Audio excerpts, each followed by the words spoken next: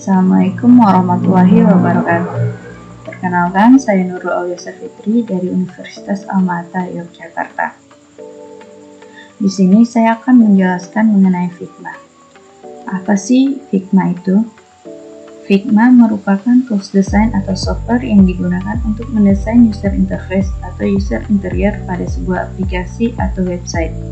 Jadi, gampangnya itu, aplikasi website itu sebelum masuk ke dalam tahap developing, harus melalui tahap desain terlebih dahulu.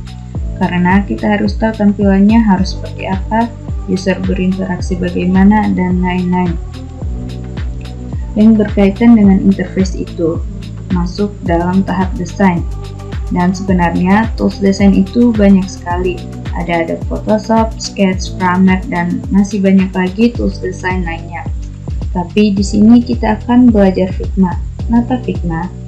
Yang pertama, Figma itu gratis. Walaupun sebenarnya ada fitur berbayar yang disediakan Figma.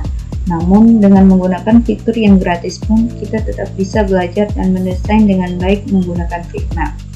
Itu merupakan salah satu kelebihan Figma. Dan keuntungan kedua,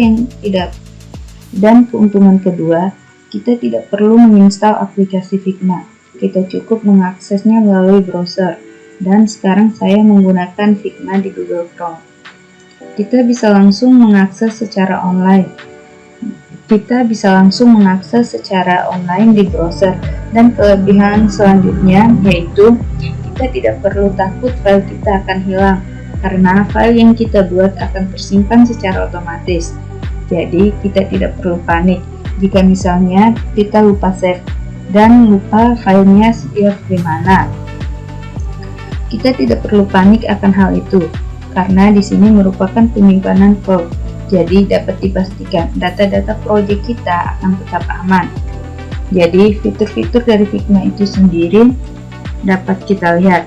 Yang pertama, desain, prototyping, desain system. Di sini kita akan belajar desain. Desain itu sendiri kita akan belajar tentang user interface. Yang selanjutnya yaitu prototyping, yaitu tahap yang lebih dari desain, di mana desain itu hanya sebatas gambar, pada tampilannya.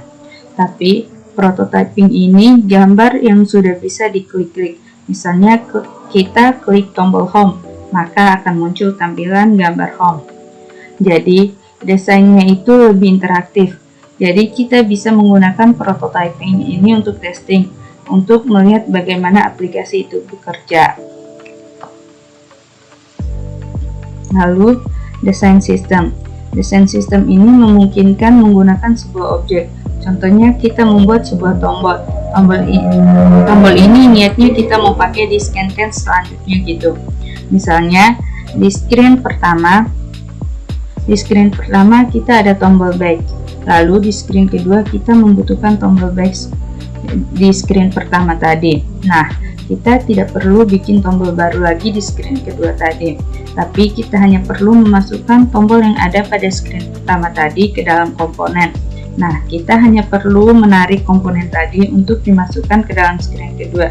Jadi kita tidak perlu membuat fitur berkali-kali. Nah, ini merupakan kelebihan lain yang dimiliki Figma dalam mendesain. Jadi, itu pengenalan awal dari Figma. Selanjutnya, di sini ada login dan sign up.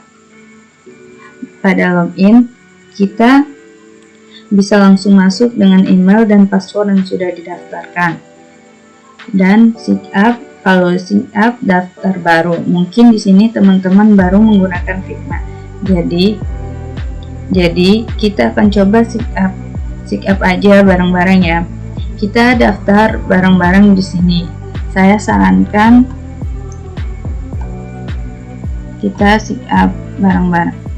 Saya sarankan menggunakan akun Google, karena dengan menggunakan akun Google kita bisa mendaftar kita dapat mendaftar beberapa akun. Lalu kita tunggu.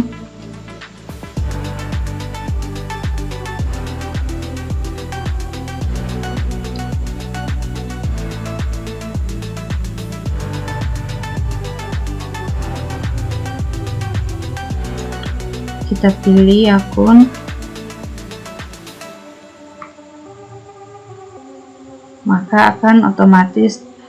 maka secara otomatis nama kita akan langsung tertera di sini.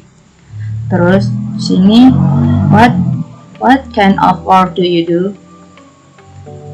Kamu di sini berperan sebagai apa? Nah, kita pilih order saja. Setelah itu,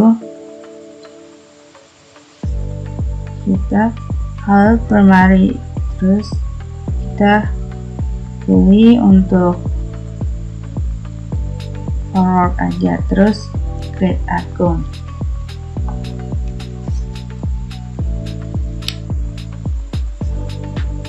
Kita tunggu.